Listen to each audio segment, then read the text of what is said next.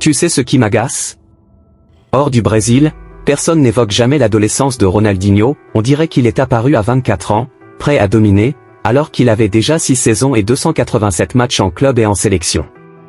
Et franchement, tu le connais, tu crois qu'il était différent avant? Lis un vieux journal brésilien, ils te diront qu'il était déjà le plus divertissant, le monde l'ignorait juste. La seule histoire de son enfance qui est percée, c'est ses 23 buts à 13 ans dans un match, mais même lui admet que ces gamins étaient nuls, ils représentaient leur école, pas une académie. Ce qui l'a rendu célèbre à 7 ans, c'est son frère Roberto, un prodige, à 17 ans, il marquait en finale de la Coupe du Brésil, offrant à Grêmio leur premier titre. Prêt à rejoindre la Serie A, on le voyait comme le plus grand talent du pays. Pourtant, leur père disait toujours, Roberto est bon, mais notre petit, c'est la vraie star, comme s'il préparait un avenir sans lui. La même année, en rentrant de l'entraînement, Roberto a entendu il y a eu un accident, papa est parti, leur père avait eu une crise, était tombé dans la piscine et s'était noyé. Malgré le choc, un conseil hantait Ronaldinho, quand tu joues, joue magnifiquement. Son père, fanatique de foot, garait des voitures au stade Grêmio pour être près du club. Originaire de Porto Alegre, près de l'Uruguay, atteindre le sommet était plus dur pour eux que pour ses futurs coéquipiers. 2 ans plus tard, après la blessure de Roberto, honorer son père, c'était honorer sa mémoire. Ronaldinho disait quand j'avais le ballon, c'était comme s'il était là. Ce n'était plus qu'un jeu, un simple rêve, devenu mission, malgré les entraîneurs d'académie qui le traitaient de « footballeur de rue », lui disant que ce style ne ferait jamais de lui un vrai joueur, il est resté fidèle à la philosophie de son père. À 16 ans, il portait déjà le maillot jaune, offrant 2 passes en finale contre l'Argentine pour devenir champion d'Amérique du Sud des moins de 17 ans et se qualifier pour la Coupe du Monde des jeunes. Là-bas, après 2 nouvelles passes en finale, il soulevait le trophée devant les pyramides d'Égypte, iconique. Grêmio n'a eu d'autre choix que de l'intégrer à l'équipe première. Dès son premier entraînement, les joueurs chuchotaient dans les vestiaires, sa famille avait raison, ce gamin est un magicien. Refusant de le ménager, ils l'ont titularisé contre Vasco, lui confiant tous les coups arrêtés, il a prouvé qu'il était prêt, frappant la barre sur un coup franc, puis délivrant le corner du but victorieux. 1 mois plus tard, il marquait son premier but d'une frappe magistrale contre Cruzeiro. Pourtant, cette saison, il a peu joué, perdant la faveur de l'entraîneur Celso Ross, irrité par ses convocations en équipe nationale jeune. Mais l'année suivante, après avoir manqué les 8 premiers matchs du Gauchão pour la Coupe du Monde des moins de 20 ans, il est revenu avec le bronze, a réintégré l'équipe et a tout explosé 9 buts en 10 matchs. Après une défaite à l'aller des quarts en son absence, il a marqué 2 fois au retour pour les qualifier. Les fans l'ont adopté, chantant que ce n'est pas le petit Ronaldo, c'est le meilleur Ronaldo. En demi-finale, il a marqué à l'aller et au retour, qualifiant Grêmio pour la finale contre l'Inter. Ce match est devenu celui où Ronaldinho a annoncé au Brésil qu'il était l'héritier, qu'il ne fallait pas le sous-estimer. Avant l'aller, il surveillait un joueur de l'Inter Dunga, capitaine du Brésil, champion du monde en 1994. Alors que les journaux parlaient d'un duel entre l'ancien et le nouveau, personne ne croyait Grêmio capable de rivaliser. Après une défaite frustrante à l'aller, où Ronaldinho a quitté le terrain en colère, clamant que son coup franc était entré, les doutes semblaient justifiés. Mais au retour, il a embrassé le ballon, l'a posé et l'a envoyé dans la lucarne, forçant un 3e match. Dunga aurait pu avoir une chance s'il n'avait pas commis une erreur. Furieux que le gamin lui ait marché dessus, il a déclaré ce Ronaldinho est mal élevé, dans un match décisif, il aura ce qu'il mérite. C'est devenu personnel. Ronaldinho, qui collectionnait les stickers de Dunga, a passé la semaine à regarder son idole le critiquer à la télé.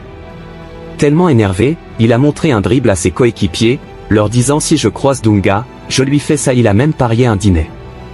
Après avoir éliminé 4 défenseurs pour marquer le but qui a mis Grêmio à une main du trophée, ce n'était pas assez. Quelques minutes plus tard, face à Dunga, il lui a brisé les chevilles avec un dribble si humiliant que même sa mère a dit « Je ne t'ai pas élevé pour ça ».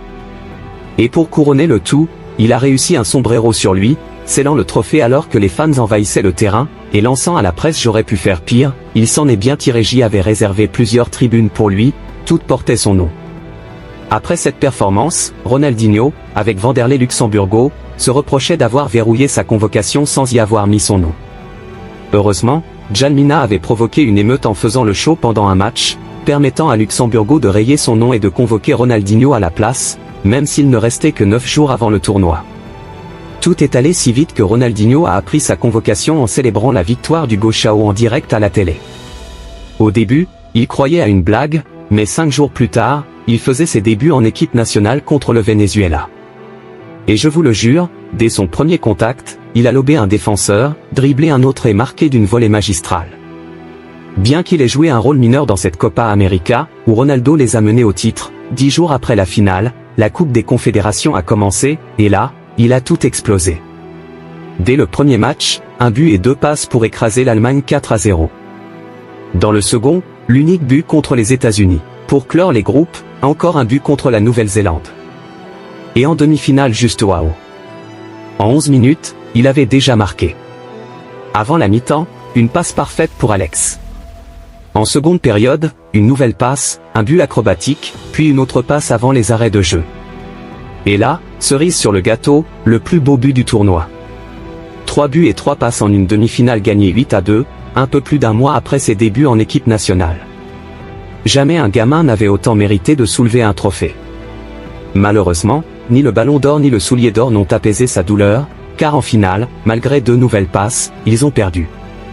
Pourtant, après une nouvelle campagne incroyable au Gauchao, terminant à 2 buts du meilleur buteur malgré de nombreuses absences pour porter l'équipe brésilienne des moins de 23 ans, 9 buts et 4 passes en 7 matchs au pré-olympique, les clubs européens ont bougé.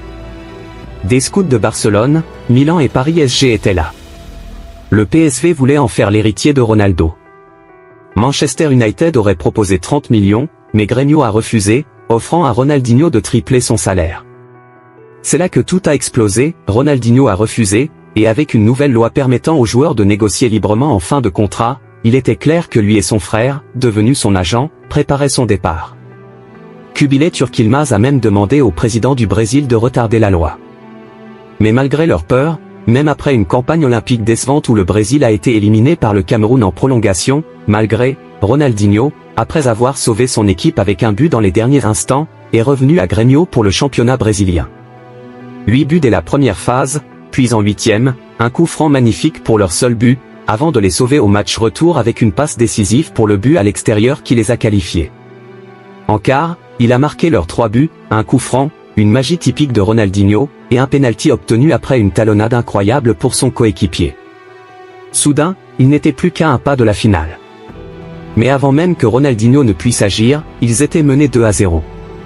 Il a tenté de les ramener au score, marquant l'un des plus beaux buts de la saison après une course folle, puis en convertissant un autre coup franc. Mais Grêmio a perdu, notamment à cause d'une humiliation au match retour. Les journaux les ont alors surnommés Ronaldinho Football Club, car sans lui, il n'était rien. Quelques semaines plus tard, après que Ronaldinho ait frôlé le titre de meilleur joueur face à Rivaldo, son contrat est entré dans ses 3 derniers mois, et le PSG a annoncé être en négociation avec lui.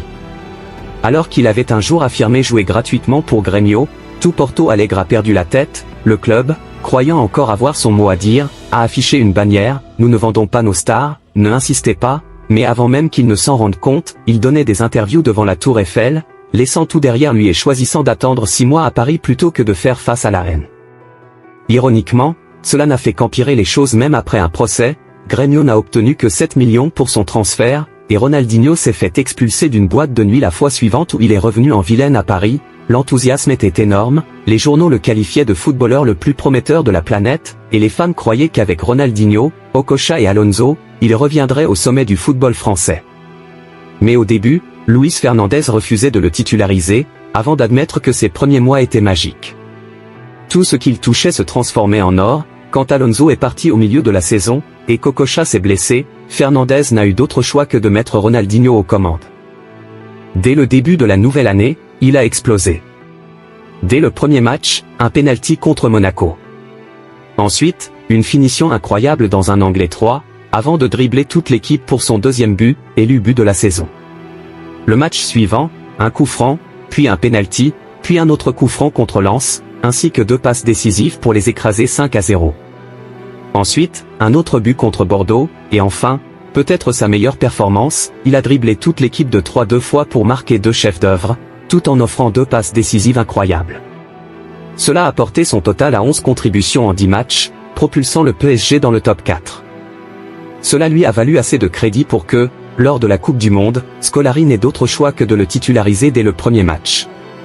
Dès le début, il driblait tous les défenseurs. Dès le deuxième match, il a marqué et offert une passe décisive à Ronaldo, ce qu'il a refait en huitième. Et en quart, s'il restait un doute sur sa capacité à rivaliser avec les légendes qui l'entouraient, il l'a balayé lorsque le Brésil, mené 1-0 par l'Angleterre en seconde mi-temps, a vu Ronaldinho s'emparer du ballon, dribbler toute l'équipe adverse avant d'eux. Il a offert une passe décisive à Ronaldo pour le troisième match d'affilée, et 5 minutes plus tard, avant même que les fans ne reprennent leur souffle, il a marqué un coup franc si incroyable que les commentateurs étaient sous le choc, refusant de croire que c'était intentionnel. Bien qu'il ait été expulsé peu après et emmené pour un test antidopage, il a expliqué plus tard, en regardant leur match, j'ai vu que le gardien sortait souvent, alors j'ai tenté. 7 jours plus tard, après avoir manqué la demi-finale contre la Turquie, il est entré dans le match le plus important de sa vie. Ce jour-là, il a été incroyable, 2 fois, il a mis Ronaldo face à face avec Kane, et une autre de ses passes a été repoussée sur la barre. Bien qu'il n'ait pas fait la une, il est devenu champion du monde. À la fin de l'année, il était 12e au Ballon d'Or. Peu importe que son entraîneur au PSG se plaigne, disant qu'il préférait la vie nocturne au football, ou qu'il ne brillait que dans les grands matchs. Fernandez était difficile à satisfaire, mais en regardant ses performances, Ronaldinho était indéniablement incroyable. Dès octobre, il a marqué contre Toulouse. Le match suivant, il a offert au PSG sa première victoire contre Marseille en 2 ans, avec 2 buts, dont un coup franc à un angle impossible. Ensuite, une passe décisive dans chacun des 2 matchs suivants, puis un but contre Monaco et des passes contre Lyon, Bordeaux et Lille. Il a ensuite marqué le but de la saison contre Bastia, puis, à Marseille, il a intercepté le ballon, parcouru tout le terrain pour marquer, et a presque répété l'exploit, ridiculisant le gardien avant que son coéquipier ne lui vole presque le but. Cela a offert au PSG sa première victoire au Vélodrome depuis 14 ans, avec 14 contributions en 14 matchs. En demi-finale de la Coupe de France contre Bordeaux, il a encore tout donné, dribble, but, et un lob depuis l'extérieur de la surface pour sceller le match. Malheureusement, il a perdu la finale, mais cela n'avait pas d'importance, car en Espagne, Joan Laporta, ayant promis Beckham aux fans du Barça, s'est retrouvé coincé lorsque le Real l'a devancé. Heureusement, Sandro Rosell a suggéré Ronaldinho. Le Barça a proposé 35 millions d'euros, l'arrachant à Sir Alex Ferguson alors qu'il n'était qu'à 48 heures de signer avec United. Le jour de sa signature, le Real s'est moqué, il estimait que c'est gênant pour une marque. Les experts ont critiqué Laporta, disant que c'était une solution de secours.